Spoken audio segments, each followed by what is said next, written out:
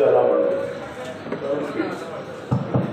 आपल्या व्यासपीठावरती silence please. Second last भाषण आहे प्लीज. विषयांची चर्चा झाली आणि सर्व विषय इथे घेणं शक्य नाही, पण दोन महत्वाच्या मुद्द्यावरती आपण चर्चा केली, फक्त दोनच. एक विवाह सोहळा आणि मृत्यू. बाकी सामाजिक चाली रीती रूढी परंपरा आणि संस्कृती हा एक अम्ब्रेला आहे, छत्री आहे. त्यातलं आपण सगळं घेऊ शकत नाही. आपण काही डिके रिझर्वेशन्स केली. शॉर्टकट करून आधी तुम्ही थोडक्यात सांगितलं की ही रिझर्वेशन सर्व मान्य आहे, मग त्याला आणखी चर्चा नको. त्या रिझर्वेशन मध्ये एखादा मुद्दा असेल तर मी बोलेन. मोहन पाटलांनी एक हात घातला, विषय वेगळा होता. सामाजिक विकास झाला, महत्वाचा मुद्दा आहे. तर हे बरंचसं काही बदलत जातं. त्याला गरिबी श्रीमंतीची लय असते, प्रतिष्ठा असते, सामाजिक कनेक्टिव्हिटी असते, इंटर कम्युनिटी कनेक्टिव्हिटी असते. हे विषय महत्वाचे. आता आपले व्यासपीठासमोर बघा, आपण सर्वजण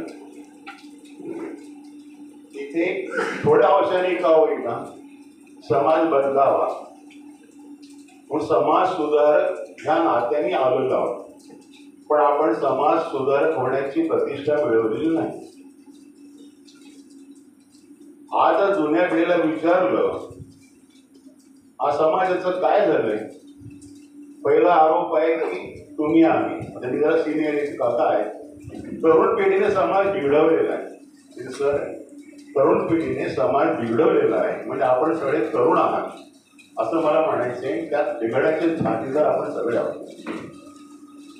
ह्या चाली रूढी परंपरा संस्कृतीला विसरून चाललेल्या आहेत. रूढी आणि परंपरा हा फरक आहे.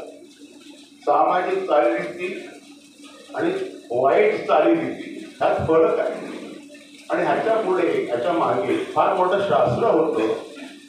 शास्त्रीय कारण जी आहेत ती लोप पावलेली आहेत आणि आपण सुधारणं म्हणणारे आपण बिघाड्याकडे चाललोय. त्याचं उत्तम उदाहरण म्हणजे आज झालेली पर्यावरणाची हानी. तिथे मी जात नाही, मोठा विषय आहे. आता आपण बघितलं संत तुकारामांनी काय केलं, बोध दिला, आयुष्य व्हायला ते लिहिलं जे वाटतं ते.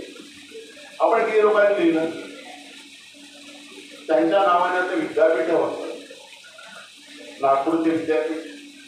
त्यांनी जे गाथा लिहिलेल्या आहेत राष्ट्रसंत तुकडोजी, आपण वाचल्यात का? मी खूप प्रभावित झालो. आळेकर बाबांचं कीर्तन किती लोकांना आठवतं? त्यात काय अनर्थाचं होतं का? माझ्या देवळात चाललेलं भजन, देवपूजेचं कीर्तन हे कीर्तन आपण ऐकलंय का?